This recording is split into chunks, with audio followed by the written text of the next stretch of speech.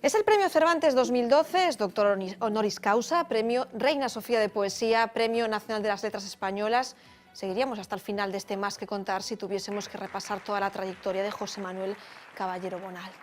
A sus casi 90 años es uno de los autores españoles más prolíficos, con más de 60 obras editadas, principalmente de poesía. Pero no les vamos a hablar hoy de su obra. Caballero Bonal es uno de los grandes autores afectados por la reforma de las pensiones. Tiene que elegir entre cobrar su jubilación o los derechos de autor de sus publicaciones.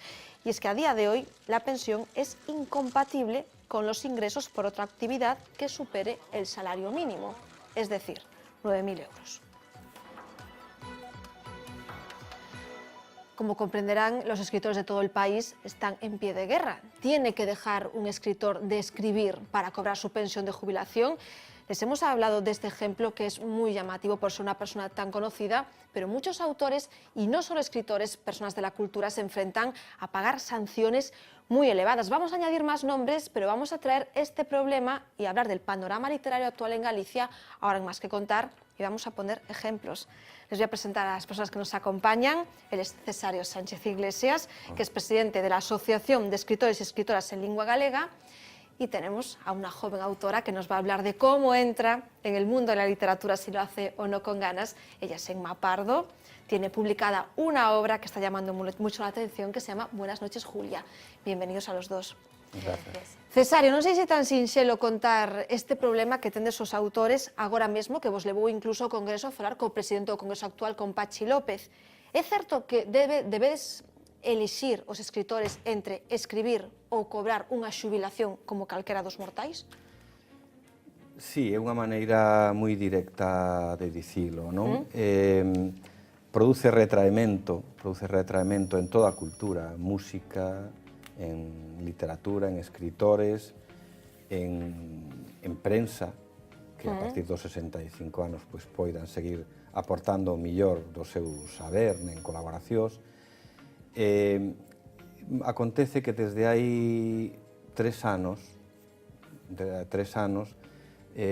faise o que é o único país da Europa no que se fai en relación ás xentes da cultura, que o sistema que se fai hacia os defraudadores, que traballo e facenda cruzan os seus datos. Sí, ambos ministerios. Non é que a Inspección de Traballo busque os defraudadores en determinados temas, sino que Facenda, que controla todos os ingresos, poñen o foco sobre os escritores, sobre os músicos, sobre os deseñadores gráficos, etc. Acontece que, afortunadamente, haber persoas moi coñecidas, o problema está tomando a dimensión real que se está a dar a nivel dos más media, pero a min o que foi máis duro é descubrir que realmente a quen está facendo especialmente dano é a todas as persoas, escritores, escritoras ou músicos ou xornalistas que son mileuristas ou que non cobran nin tan siquiera unha contributiva. Claro, que hai que dicir que eses escritores que viven de forma moi boa da literatura son poucos. Moi poucos. Moita xente, claro, ten a súa profesión ao marxe, non? Necesita tela. Paralelamente, exactamente, non?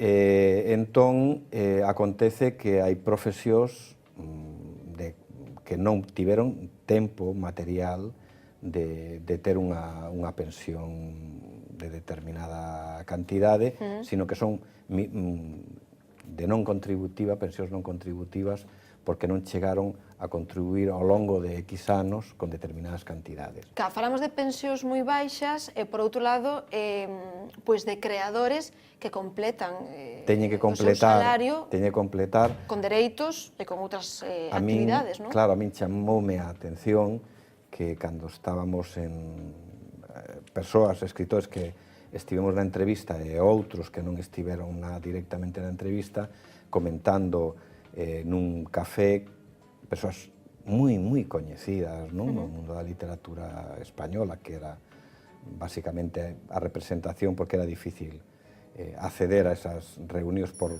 compromisos persoais. Sorprendía ver a cantidade que te decían: non, eu son mileurista. Ou persoas, eu teño unha non contributiva. Entón, complementan esa pensión con colaboracións, con por ter un nome dar unha conferencia, ter determinado caché por dar unha conferencia, asistir a un premio literario, etc. Todo eso desaparece, non? Todo eso desaparece porque parece 9.000 euros de dereitos de autor moito, pero a hora da verdade, quitando, comentaba Ledicia Costa, que son un 18% que quitan de impostos, que quedan 6.000 pico, e dicer que son 550 máis ou menos o mes. Claro, é que Cesario, pode vivir ou vivir ben un creador, un escritor, cuns dereitos de autor normais, na media? Non, non. Os dereitos de autor, xa non digamos na poesía, pero mesmo na narrativa, hai unha entrada de diñeiro de maneira moi discontinua, e dicir, un libro pode funcionar moi ben e ser recomendado no ensino, etc., e dar unha determinada cantidad de diñeiro ao autor, pero ao ano seguinte xa non é o mismo, e iso dá relativamente, pero acontece que esa persoa, para o futuro, na futura xeración, claro, vai a contribuir de maneira desigual, uns anos máis, outros menos, e non todos os anos, e iso significará que no futuro, que tamén é o que me preocupa, vai haber unha xeneración de autores e autoras que van a estar por baixo dos 2.000 euros e que necesariamente necesitan outras actividades para poder ter un salario digno. Claro, e poñer a cousa ainda un pouquiño máis difícil. Claro, eu o que estou imaginando, Cesáreo, é dicir que moitos dos grandes escritores que moitos seguimos, que digan aí cando cheguen os 65, eu xa non escribo máis. Claro, isto é unha perda intelectual, bagaxe cultural, non? A maiores, é dicir... Todos podemos imaginar algunha grande figura que deixara de escribir. Eu me imagino, alguén pode imaginarse que en Austria que digan aos músicos, os creadores de máis de 65 anos, que deixen de compoñer, que deixen de participar, de dirixir. É dicir, sería o empobrecemento.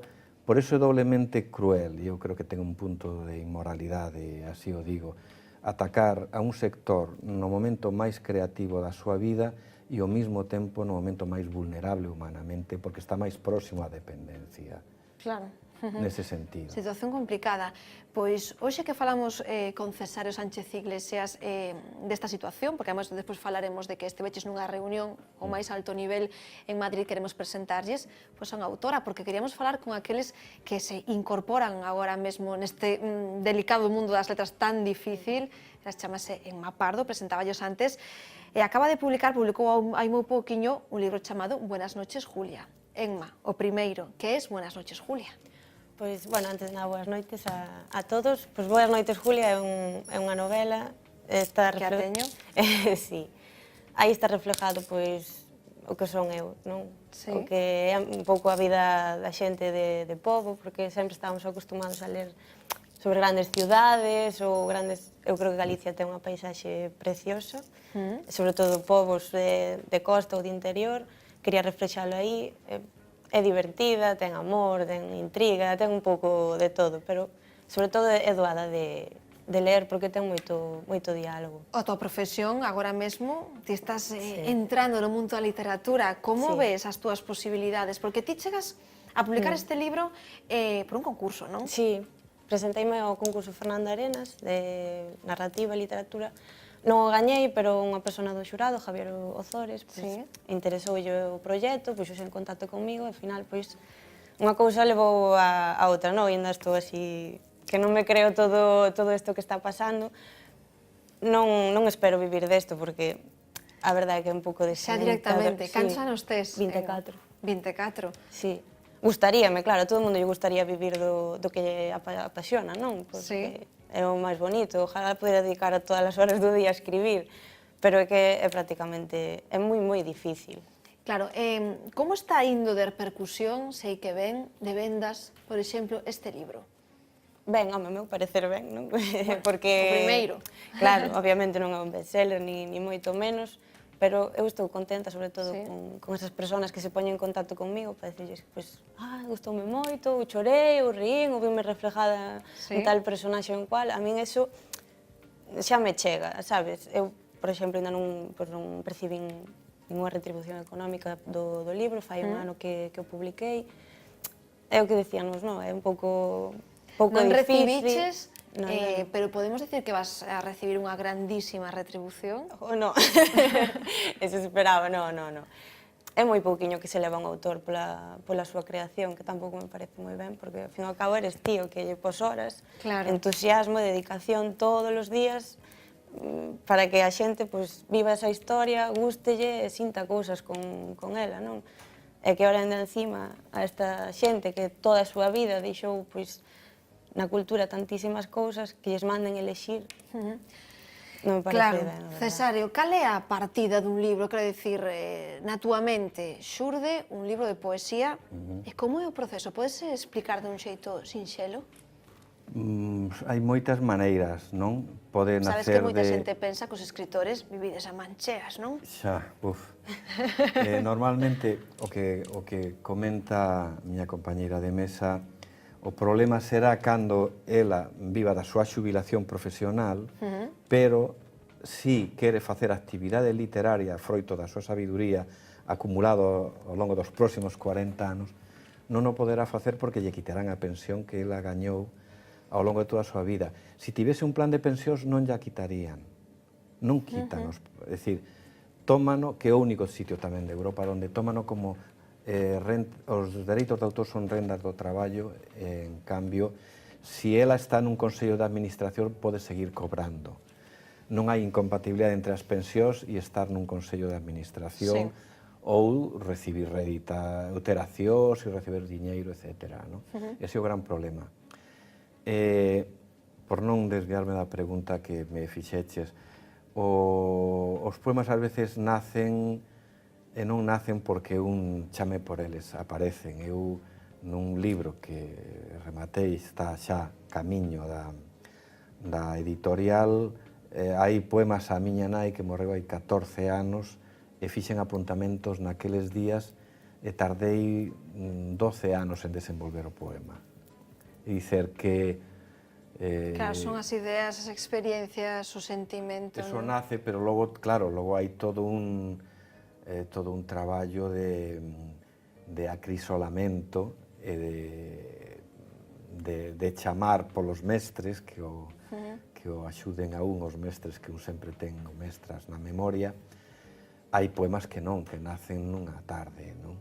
Claro, ti que sintes, Cesario, coa túa experiencia ao ver unha nova creadora como Enma, xa dicir de primeiras, non sei se xa levamos polo camiño do pesimismo, que desto non se pode vivir? É un problema, sobre todo, preocúpame especialmente as novas xeracións. Convivo tamén coas xeracións máis maiores, que estes temas son moi frágiles, de moito pudor e hai que medir moito todo, pero na xente máis nova é realmente duro que pola mesma razón de que hoxe hai moi bons profesionais como actores nas series, no teatro, nos films, etc. Hai 30 anos non os había, ou 30 e tantos anos non os había, e naquel momento comezaron a traballar por ser profesionais, e eu na escrita cada día o vexo máis lonxe, porque, e vendo que os que van camiño da profesionalización o teñen máis lonxe, porque os límites son, eu creo que hai unha, é o meu pensamento, e o comentei na reunión outro día, hai unha estrategia en relación aos creadores, é dicer, quítase o tema do 20, o sea, o 21% para a cultura está aí, cando Europa está como está culturalmente, Francia ten mutuas e residencias e tal para apoiar os creadores e os escritores, e aquí non hai maneira... Un desamparo... Total. Entón, é cruel, pero eu creo que é unha estrategia que, se fose só os escritores, é que son os escritores, son os músicos, que teñen... Claro, como pode vivir a cultura? Claro, Enma, nos teus desexos, nos teus soños de ser escritora, tes algún referente? Supoño que, bueno, como boa amante da literatura, terás algúns escritores aí na mente que dirás o mellor. Sí, e sobre todo hai un que é galego tamén, Manel Loureiro, Sí. que escribe... A mí me gusta moito ler sobre terror, inda que non o escribo, pero sí que me gusta lelo, é verdad que tamén o Caso a admiro. saga Zombie, El último pasajero, Sí, efectivamente. Porque él Superventas. era abogado, Sí. é un dos poucos que ahora mismo sí que está vivindo da profesión. Sí que che dá un pouco de esperanza, de feito, puxome en contacto con él cando ainda non tiña nin publicado o libro. El sí que me poñía un pouco a realidade, non? Que vivir desto era moi Como el difícil. chegara. Sí, que hai un 2% de escritores en España que poden vivir ben desta Claro, pero polo profesión. menos os que estén traballando que teñan dereitos como os demais, non? Verdad? Claro. Sí. No, hai un tema que é que un escritor, grosso modo, mesmo os que son profesionais noutros lugares do Estado, na profesionalidade o sea, o diñeiro que ven debe ser profesional, hai colaboracións con xornais, hai de Sí, sí, hai traduccións, moitísimos colaboracións xornalísticas, por exemplo. ir a medios de comunicación, é dicir, hai toda como comunicador, é dicir, que non todo ven, salvo algúns moi Claro, dos concretos, dereitos. non todo ven dos dereitos, nin mesmo de dar conferencias ou de dar charlas, porque según vai subindo a idade, pois tamén os autores van tendo, os que viven máis profesionalmente deste tema, pois, digamos, un caché, non así tal. Nos procuramos desde a asociación que haxa uns mínimos de dignidade, que lle chamamos, en toda a actividade, non? Pero para os novos, que é o que máis doe, todos son atrancos, nótase mesmo xeneracionalmente, a miña xeración casi todos son profesores ou de galego, ou de instituto, etc. As xeracións posteriores, en canto co ensino público desceu como desceu, pois tuveron que buscar outras profesións, tuveron que buscar, e os actuais, pois, supoño que están un pouco na mesma situación. Para os actuais, moita sorte. Para os actuais tamén, que se solucione. Cesario, Enma, gracias, Cesario, por contarnos esta realidade, a verdade é que é preocupante. Enma, sigue co teu soño que por ahora, con Buenas noches, Julia, estás saindo ben. Boas noites aos dous. Moitas gracias. Hoxe temos que marchar dicindolle adeus a un home que foi, podemos decir, o corazón do Hospital da Coruña, porque faleceu o cardiólogo Alfonso Castroveiras hoxe aos 71 anos. Así rematamos, agora a continuación, Vía V. Hasta mañá. Alfonso Castroveiras fue un hombre de corazón, por la dedicación y entrega que puso siempre a sus tareas y porque a ese órgano ha dedicado la mayor parte de su vida y de su carrera. La actitud ante los pacientes, yo creo que eso es la clave de un médico. Jefe del área de cardiología del Hospital de A Coruña, departamento donde desempeñó su carrera hasta su jubilación hace solo unas semanas. Fue en Compostela, su ciudad natal, donde se licenció en Medicina. Fue profesor y director del Instituto de Ciencias de la Salud de la Universidad de A Coruña, donde era catedrático emérito. Todo lo que sea el conocimiento es la mejor inversión que podemos hacer. El país y después cada uno individualmente. En su currículum figura también su etapa como presidente de la Sociedad Española de Cardiología, al igual que cientos de publicaciones y congresos nacionales e internacionales que han ido componiendo la figura de uno de los más reputados cardiólogos españoles. En ese recorrido, Galicia siempre ha sido un eje central, objeto de su tesis y también su principal destino. Pues yo aquí llevo desde el año 1977. Al Hospital de A Coruña llegó tras sacar la mejor nota en la oposición. Desde su llegada al departamento se empeñó en poner en marcha la primera sala de hemodinámica, partiendo de cero y sin apenas recursos. No solo lo consiguió, en 3 décadas convirtió a Galicia en el modelo a seguir, creando un protocolo de atención para el infarto agudo de miocardio, con el que se redujeron en un 50% las muertes por esta dolencia. Un modelo que la Sociedad Española de Cardiología propuso exportar a nivel nacional en 2012 y que consiste en llevar al paciente al hospital que mejor lo puede atender, aunque no sea el centro más cercano. El tiempo influye menos de lo que se pensaba. Recientemente distinguido con la medalla de oro y brillantes del Colegio Médico de A Coruña, el más importante reconocimiento de sus compañeros, un gremio que hoy llora la pérdida de quien definen como uno de los más insignes cardiólogos de la historia del país.